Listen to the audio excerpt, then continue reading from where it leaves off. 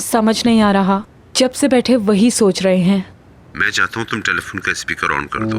नहीं बाबा, वो कमरा छोड़कर चली जाएगी। वैसे भी मैंने उसे नकली फैमिली के खेल में डाला था। तुम सिर्फ वो करो जो मैं कह रहा हूँ, बाकी मुझ पर छोड़ दो।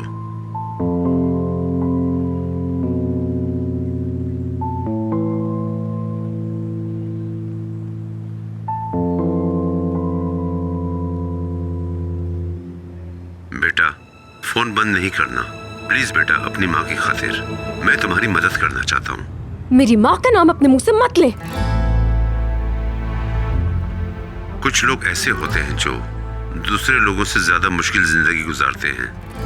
वो लोग आग में गिरते हैं और आग बन जाते हैं। वो 3 जिंदगियों की तकलीफ उठाते हैं। याद रखो, आग से ही कुंदन बनता है और आग ही लोहे को पिघलाती है। एक गाना है ना, इतने तेज हो तुमको क्या मालूम तुमसे कितनों को तकलीफ पहुंचे।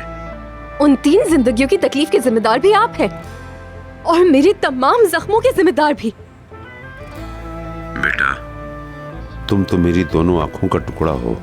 यकीन करो, तुम्हें 3 जिंदगियों की तकलीफ देने के बजाय मैं 3 जिंदगी पछतावे के साथ गुजारना चाहता था। यकीन करो, पछतावा तकलीफ उठाने से ज्यादा बुरा होता है। मेरा हिसाब तुम बात के लिए छोड़ दो, लेकिन प्लीज इस वक्त मेरी बात सुनो। न मैं आपको इजाजत देती हूँ, ना आपको कोई हक है। कॉल नहीं काटो प्लीज, मैं तुमसे रिक्वेस्ट कर रही हूँ।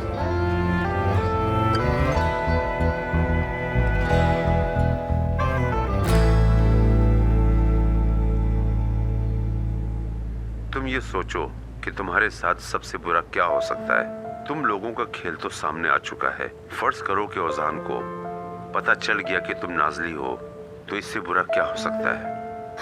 वो दोबारा मेरी तरफ नहीं देखेगा।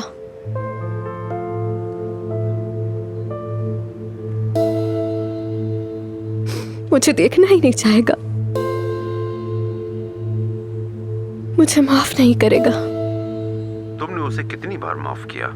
जितनी ज्यादतियां उसने तुम्हारे साथ की, जितनी गलती उसने की, इसके बावजूद तुमने कितनी दफा उसे इग्नोर किया।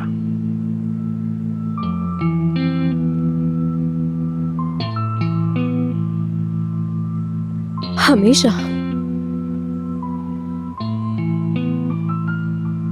मैंने तो उसे हमेशा ही माफ किया है। लेकिन क्यों? क्योंकि मैं उससे मोहब्बत करती हूँ। बस, हर चीज इतनी ही सिंपल है। अगर वो तुमसे मोहब्बत करता है तो तुम लोगों के बीच कुछ भी हो जाए, जल्द या देर वो तुम्हें माफ कर देगा। क्योंकि मोहब्बत करने वाला अपने बारे में नहीं, उसके बारे में सोचता है जिससे वो मोहब्बत करता है। बेटा, तुम मेरे दिल का टुकड़ा हो सकता है एक दिन ऐसा भी आए कि तुम मुझे अपने गले से लगने की इजाजत दो।